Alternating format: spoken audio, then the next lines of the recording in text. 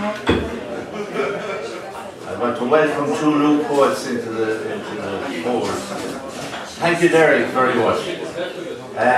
Next we call on a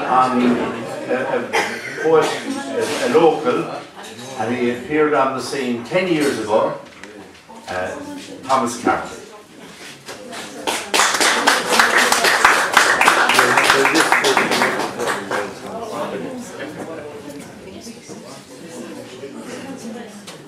Pallet is a little bit shaker than it used to be, so it is showing its age as soon as we saw.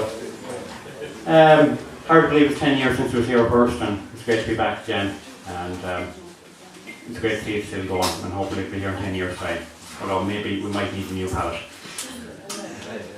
This is one based on locally. I grew up in Bathurst up the road here, and one of my refining memories of my childhood was listening to the bell going off every hour. And then I'd be lying in on a Saturday morning, and it'd keep going off and waking me up, and it used to drive me around the bend. And this is what this place is based on. It's called Riding Church Bell. The bell is ringing in the distance, as to all it tells the time. I turn over so I can sleep, and curse its annoying chime. As it seems to ring forever, with yet another chime I hear, echoing around in my head, I pull the pillow over my ear. I count the 11th ring, there is but one more to endure. But if that bell is faulty, there may be even more. For many a time when broken down and found under repair, it would ring and ring and ring when been fixed, to see if there was anything more wrong there.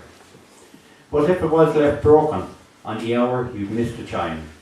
At night becomes morning, the year you can count, but now you can't tell the time. At least when it was working, the time at night you could tell. Even though it was annoying, still I missed the chime of Ryan's church bell. That's all.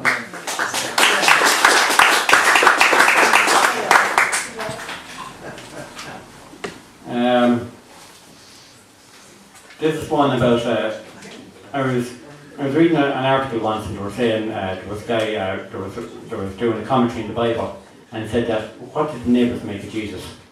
And I said I'd write a piece based on that. A little bit more serious. When the body in the tomb was laid, news of the crucifixion to Nazareth reached. What did the neighbours in Nazareth say, who knew Christ before the gospel he teached? It alleged some additions to parts of the... hold on.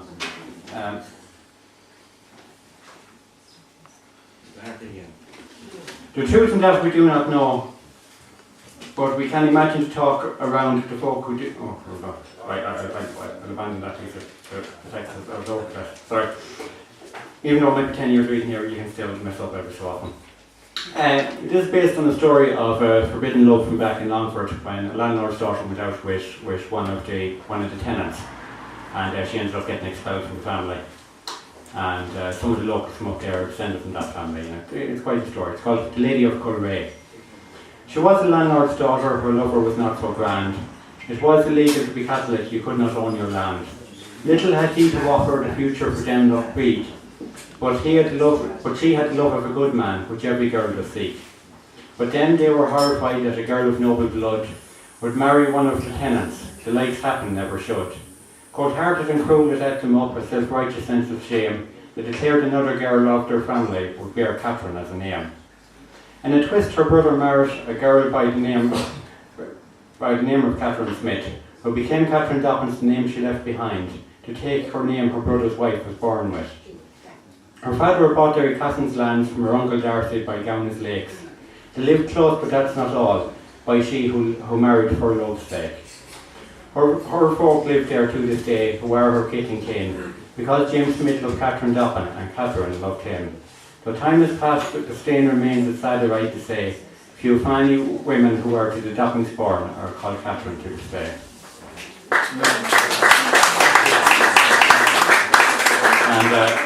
And I'll finish up with a short one. St.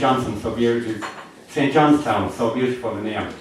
My mother grew up in Bannalee, and the old name of that was St. Johnstown, the way Bannalee used to be known as Fort Falkland.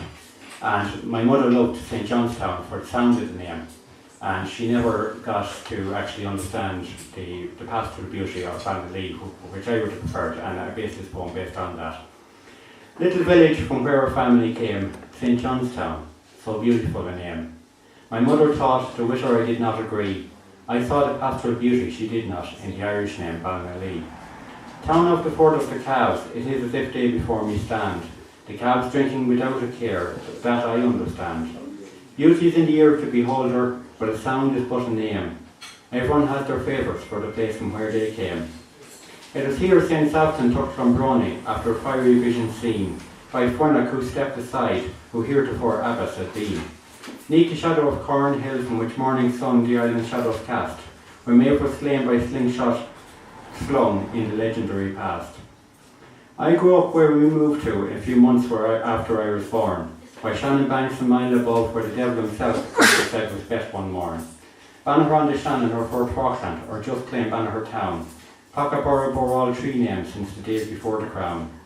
Perhaps all should be known by all names so that history is not lost.